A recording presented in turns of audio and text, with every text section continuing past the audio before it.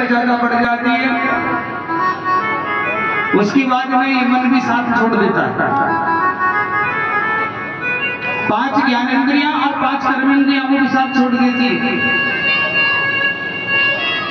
ये भी यही रही आगे, मन भी साथ छोड़ देता है। मन और इंद्रियां जब साथ छोड़ देते हैं उसके बाद में वो शरीर छूट जाता है जो 11 तत्वों से बना है। उस शरीर के छूटने के बाद में फिर बाद में जो शरीर मिलता है उस शरीर को ही कारण शरीर कहा जाता है। और जब कारण शरीर मिल जाता है तो फिर उसका कोई आकार नहीं होता, वो परम ज्योति स्वरूप होकर के पारब्रह्म परमात्मा में विलीन हो जाता है और उसी को ही मोक्ष कहा जाता है। इसलिए मोक्ष पाने के लिए तो बहुत सारी सीढ़ियों को पार करना है। चलो भगवान का तेज है वो क्या है, वो तेज है। मूल रूप से माना जाए तो हमारा शरीर 5 तत्वों से बना है, अग्नि, पृथ्वी, वायु, जल और आकाश। तो वो भगवान का तेज है, तो तेज स्वरूप से ही जल में मिल गया। जल में मिलने के कारण थोड़ा थोड़ा आगे बहता बहता बहता गंगा में बहता बहता बहता जाकर के नदी के किनारे जाकर सरकंडों में लग गया। सरकंडों में लगने के बाद में उसमें पृथ्वी तत्व मिलन हो गया। मिट्टी के साथ उसका मिलन हुआ तो पृथ्वी तत्व आ गया। पृथ्वी तत्व मिलते ही बालक का शरीर बन गया और शरीर बनते ही उसमें जल तत्व मिला।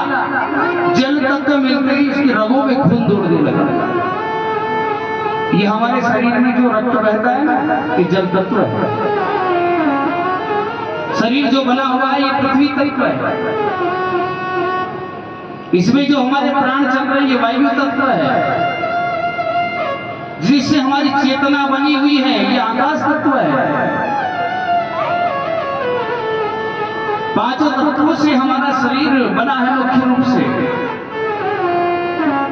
तो वहां अग्नि तत्व, पृथ्वी तत्व, वायु तत्व, जल तत्व, इन सब तत्वों से मिलकर के एक शरीर का, एक बालक का निर्माण हो गया।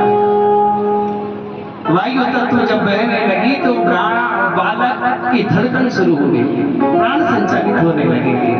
और जब प्राण संचालित होने लगे तो बात सब कहते हैं आकाश तत्व से, भगवान शिव के तत्व से तेज तत्व प्रकाशित होने लगा और उन्हीं सरकंडों में बालक का प्राकट्य हो गया। स्कंद भगवान स्कंद रुदन करने लगे। कृतिकाएं स्नान कर रही थी गंगा में और कृतिकाओं ने जैसे ही रुदन सुना, कृतिकाएं विचलित हो गई, तड़प गई। ऐसा लगा जैसे मानो खुद उनका ही पुत्र रो रहा हो। और उनका पुत्र तो है, गर्भ में रखा है ना, चाहे कितने ही समय रखा हो लेकिन गर्भ में रखा। तो माँ की ममता उमड़ पड़ी, दौड़ करके गई, दौड़ करके जाकर के देखा तो सरकंडों में एक बालक रो रहा है।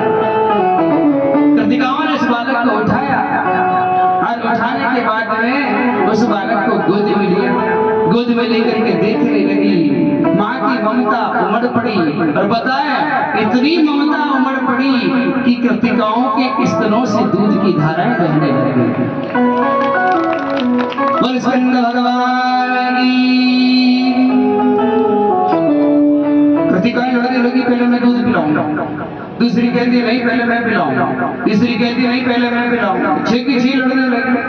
भगवान ने सोचा ये लड़ेगी। भगवान तो छोटे से हैं।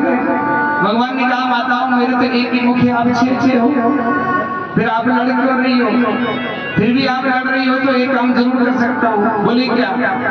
बोले आप 6 हो इसलिए मैं 6 मुख कर लेता हूँ। और भगवान ने अपने 6 मुख बना लिए। बोल सदानंद भगवान के 6 मुख हो गए। कृतिकाएं एक साथ ही 6 की 6 दूध पिलाने लगी। भगवान ने आनंद से दूध पिया, कृतिकाएं खिलाने लगी। उस दृश्य में जब देवताओं ने देखा तो आकाश मंडल में आकर के भगवान का स्वागत करने लगे। उधर पार्वती पार्वती को जब सूचना मिली, पार्वती को लग गया कि नगाड़े बज रहे, बाजे बज रहे, क्या हुआ? पार्वती माँ है, माँ को लग गया मेरा पुत्र आ गया है। दौड़ करके आई, कैलाश से आकर के देखा क्रौंच पर्वत पर, वहां आकर के देखा तो कृतिकाएं बालक को खिला रही है। पार्वती ने गोद में लिया, भगवान भोलेनाथ भी आ गए। पार्वती बालक को कैलाश में ले जाने लगी, कृतिकाएं रोने लगी।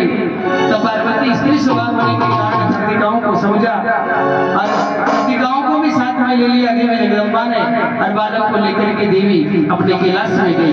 भगवान भोलेनाथ से मिलन हुआ। प्रभु भोलेनाथ ने भगवान स्कंद को गोद में लिया और भगवान ने कहा कि अगर ऐसे बैठे रहने से काम थोड़ी चलेगा, जब बालक का प्राकट्य हो गया है तो फिर बधाइयां बटने दो। बधाई हो ओ तेरी जय होवे, ओ तेरी जय होवे, मैया पार्वती के लाल तेरी जय हो।